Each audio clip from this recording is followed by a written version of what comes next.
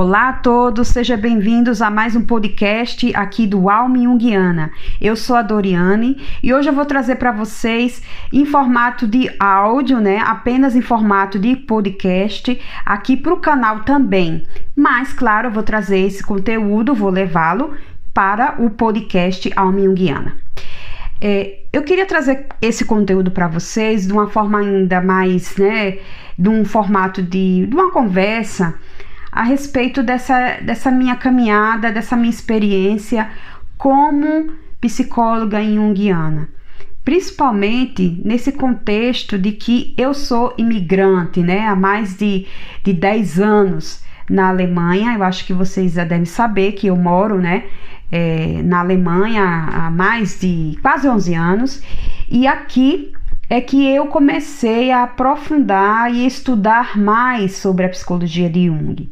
Porque no Brasil, quando eu vivia no Brasil e estudei na Universidade Brasileira Federal de Alagoas, naquela época, eu acredito que hoje, não sei se tem muitas mudanças, eu não tenho nenhum conhecimento a respeito disso, especificamente na universidade que eu estudei, dessa abertura para se estudar Jung dentro das universidades.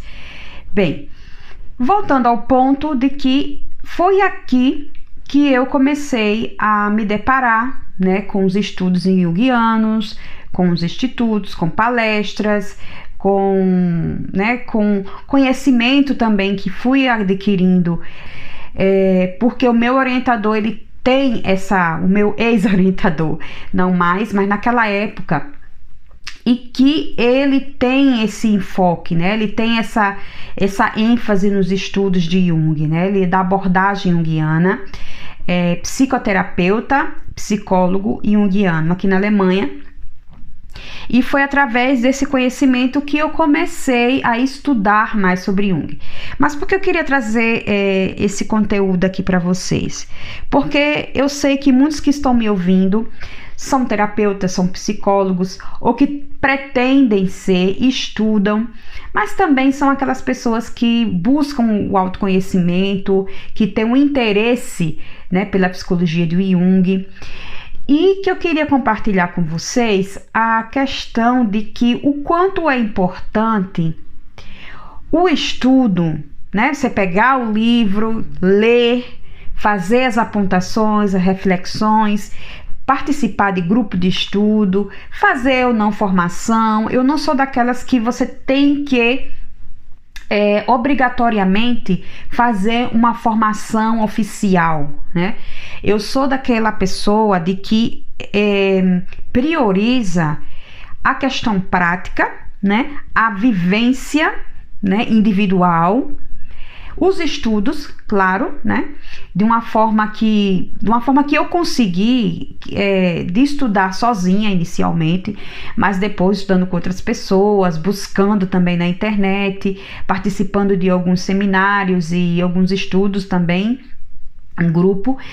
Mas essa vivência enquanto pessoa, qual é a sua vivência enquanto ser humano, não só como terapeuta, porque é uma vivência humana também, não é apenas uma vivência que a gente diz que é uma vivência profissional. É claro que nós estamos ali trabalhando, mas acima de tudo é uma vivência pessoal, enquanto ser humano. Você está ali diariamente, se você atende diariamente, você ouvindo o outro, mas não é essa escuta, sabe? Eu vou me concentrar aqui, vou ouvir e vou mostrar aqui essa persona do analista e que eu sei, que eu tenho conhecimento, mas é esse contato, essa relação, de estar ali com aquele paciente, com aquele cliente, não importa como se chama, o nome que você dá, mas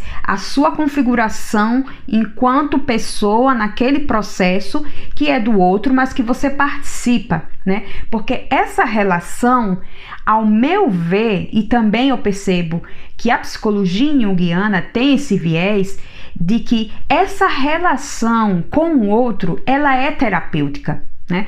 Não adianta você vir com todo o conhecimento de ter pós-doutorado, mestrado, formação no Instituto Oficial de Jung, de Freud, de Adler, né? E o escambau, mas é claro que tem o seu valor e o seu peso, a sua importância, o estudo, né? O estudo, mas como você ali se apresenta enquanto ser humano, como uma pessoa real, né, que está ali, né, presenciando, acompanhando. Eu acho que não tem mesmo um verbo, eu acredito que não tem um verbo que possa definir exatamente o que é isso, mas é esse encontro com aquela outra pessoa que está ali na sua frente. Agora você imagina se você tem ali por semana 10, não sei, né? Vamos dizer assim, 10 pacientes,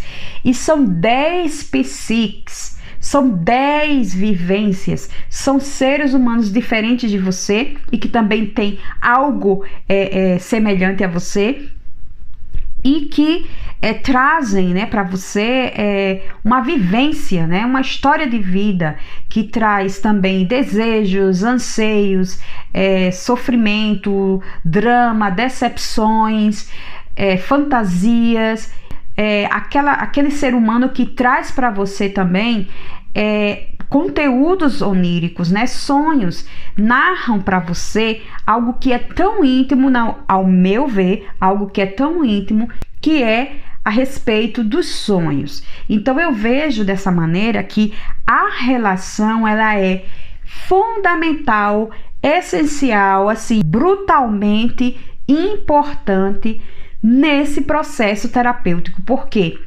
Porque se esse paciente, você também não se conecta neste momento, nesta relação, a coisa fica muito difícil para que o movimento, né, ocorra. Como se, eu acredito assim, que o terapeuta e o paciente é como se fosse, entre aspas, né, são duas peças de uma máquina, né, que só irá funcionar se essas duas peças se encontram, né, genuinamente.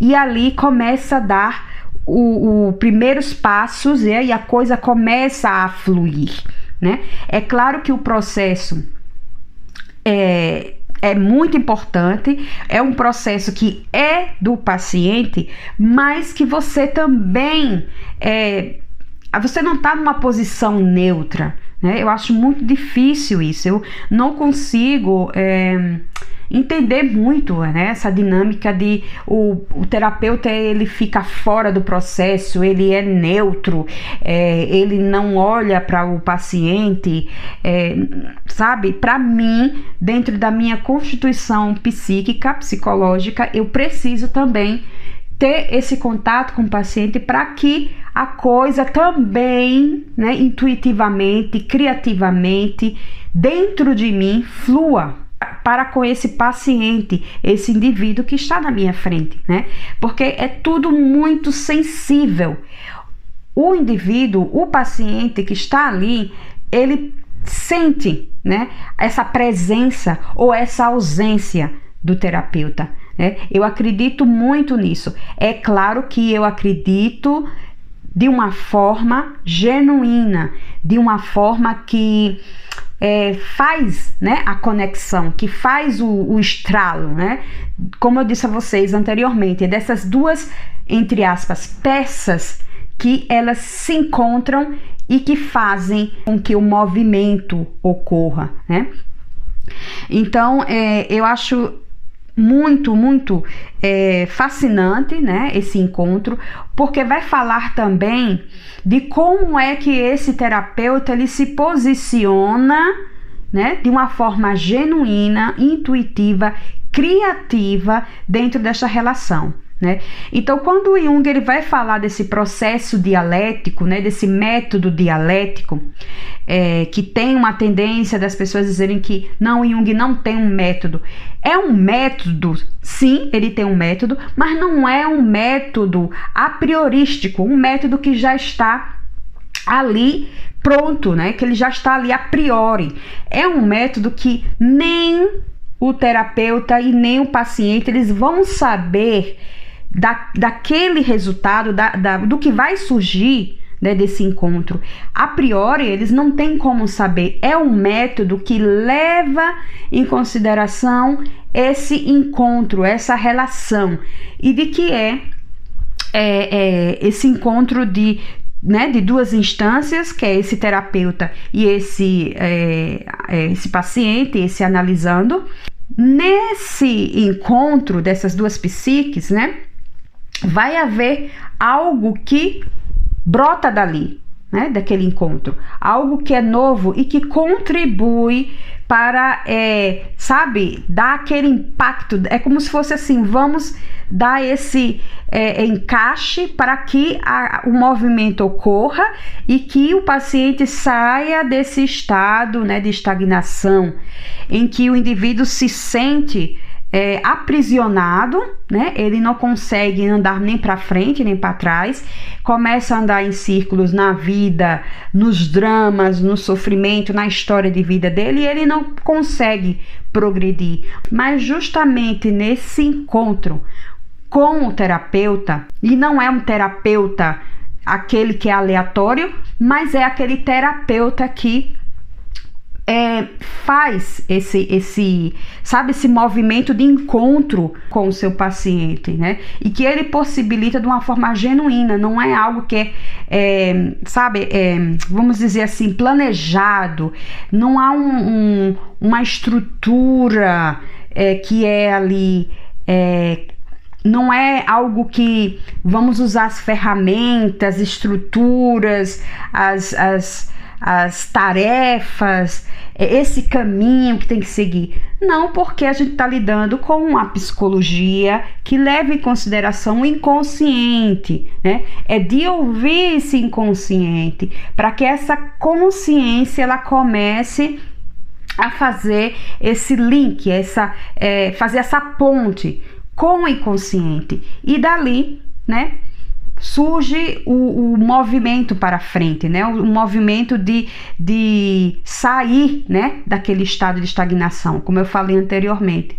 Então, é o encontro, é um método, sim, mas não é um método que já está pronto. Você já leva lá, tá? A quem vai seguir por esse caminho e que vai dar o resultado X, porque não é um método que vai ser reaplicado, que vai dar certo daquela mesma forma para todos os pacientes. Não, é um método porque não é uma coisa solta, você tem, vamos dizer assim, certos parâmetros para você entender de que o que é importante nesse processo, né? Que é esses dois indivíduos, esse encontro, essa relação terapêutica, né? Que, como se diz, dialético, né? Que é esse encontro desses dois mundos e que dali vai surgir algo novo. E esse algo novo é em prol da psique, né? Da saúde psíquica daquele paciente, porque aí é essa relação que está levando em consideração o indivíduo como um todo e não como só um processo consciente. Vamos colocar técnicas, estruturas, ferramentas para trabalhar com o paciente apenas em respostas ali a nível da consciência. É claro que a consciência ela tem uma extrema importância, relevante dentro desse processo.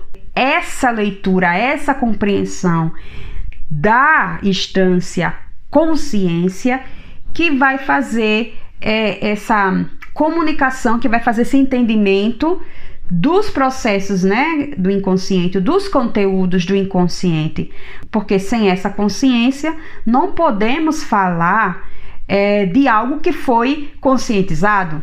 Como é que esses conteúdos do inconsciente podem ser conscientizados sem a participação da consciência?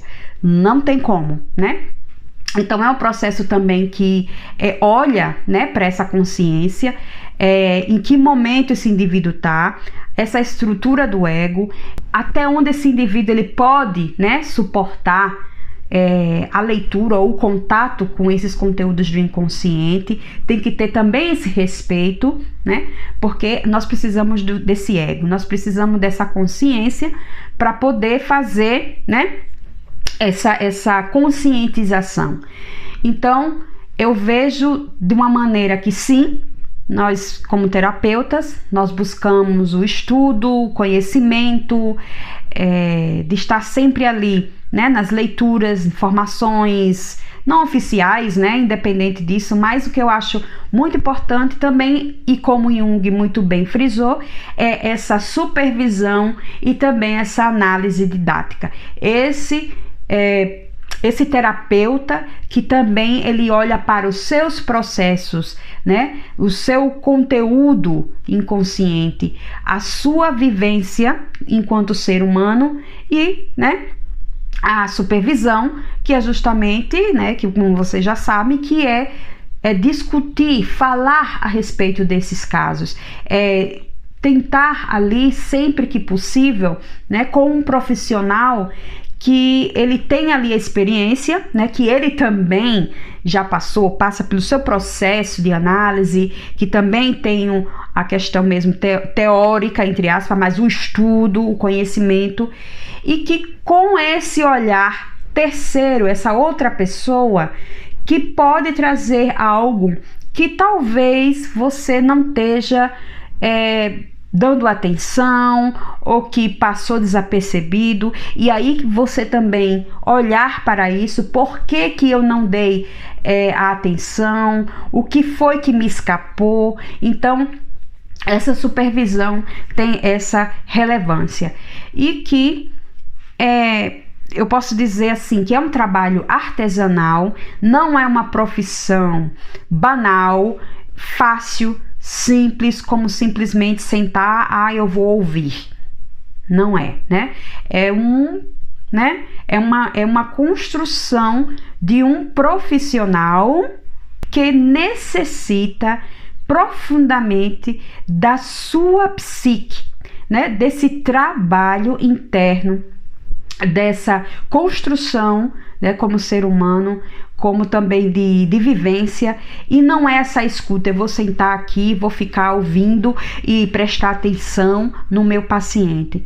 É muito mais do que isso, vai muito além disso, porque é uma relação que vai entrar, claro, a sua consciência, aquilo que você estudou, aquilo que você vivenciou, mas também vai entrar conteúdos irracionais de ambos, né?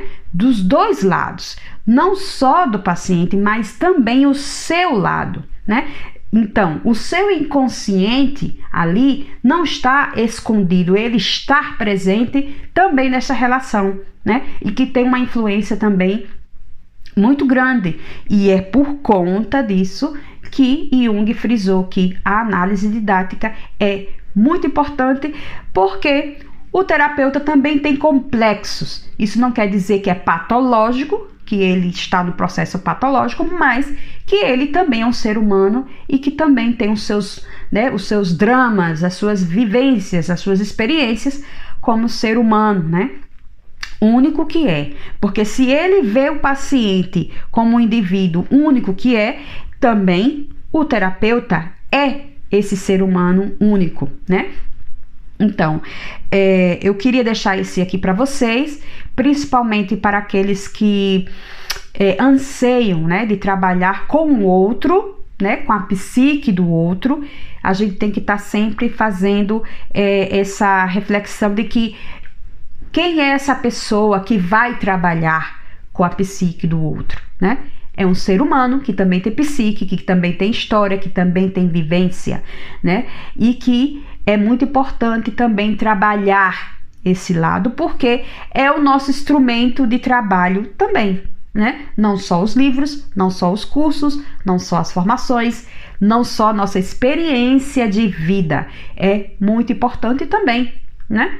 Muito sim. Porque se você imagina que um terapeuta ele tem que ser aquele indivíduo que nunca tropeça, que nunca falha, que está sempre num estado de felicidade plena, interrupta, que está sempre acima do bem e do mal, e que aquele que tudo sabe está vendendo algo aí muito falho, né? Uma inverdade, e o terapeuta, ele tem que ser aquele ser humano que tem paixão, amor pela verdade.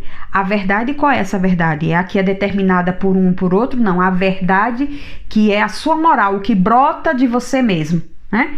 É aquilo que você não tem nem coragem de mentir para você mesmo, né? Aquilo que é muito puro e genuíno, né? Que é essa voz interior que te diz: não, não é correto isso. Ou, veja bem, você está contando isso para quem?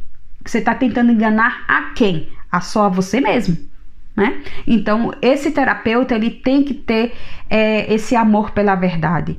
Essa verdade que eu estou falando é dessa voz interior, dessa sua constituição psíquica total, né? Desse si mesmo. Então, ele tem que ter sempre esse movimento de buscar, ouvir e, né, dar espaço para esse si mesmo, porque é esse núcleo, esse centro que é o ponto chave, o centro dessa relação com o seu paciente, né?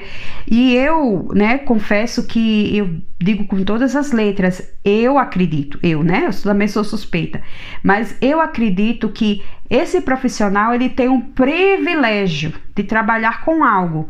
Sim, é difícil, não é fácil, é algo que demanda tempo, investimento, né? Porque você tem que investir na sua terapia, na supervisão, nos livros, em estudos, grupo de estudo, leitura e, né? E mais, e entre outras coisas. E esse investimento psíquico, né? De si, né? De você mesmo.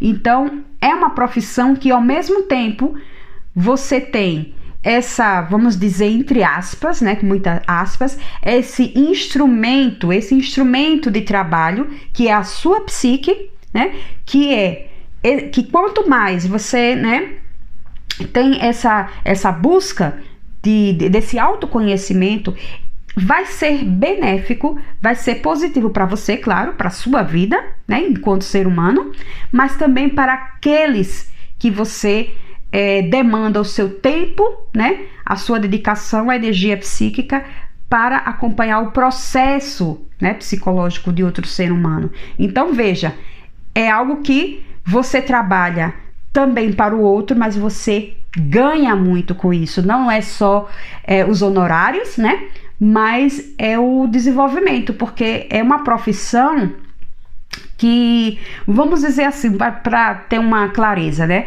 Então, se você diz assim, um profissional, um personal trainer, quanto mais ele trabalha, ele tem esse trabalho com o corpo, né? Vamos fazer essa comparação, essa analogia.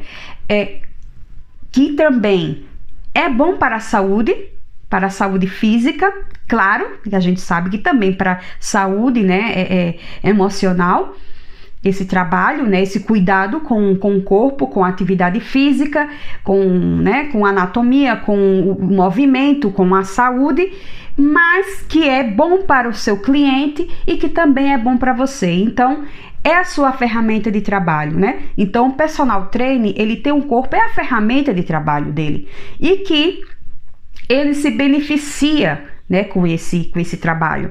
Ele não dá apenas para o seu cliente, mas ele também leva muito para si, né? Então, fazendo uma comparação, são poucas, eu acredito, né, essas profissões, mas colocando, né, mais especificamente o trabalho com a saúde mental, o psicológico, né? Essa profissão, eu acho assim, na minha opinião, um privilégio, né? Um privilégio. E para finalizar aqui o nosso bate-papo, eu coloquei algo parecido, eu acho que foi alguma postagem, acho que há pouco tempo, há poucos dias, que foi falando sobre isso, né? E para a gente poder finalizar, essa minha vivência, né? O que eu trabalho, os meus pacientes, toda essa busca, né, também desse autoconhecimento, é realmente assim como Jung fala, né? A psique é o eixo do mundo, né? Eu acho que essa citação foi na Natureza da Psique. A psique é o eixo do mundo. Então, trabalhar com a psique, para mim, sempre foi, e cada vez mais, à medida que a gente vai amadurecendo, né? É uma profissão que ganha muito com o amadurecimento, muito, com a experiência também, né? A gente vai ali aprendendo muitas coisas também com a vivência dos outros, né? Ouvindo essa jornada que o outro faz e que a gente, né, com toda honra, acompanha.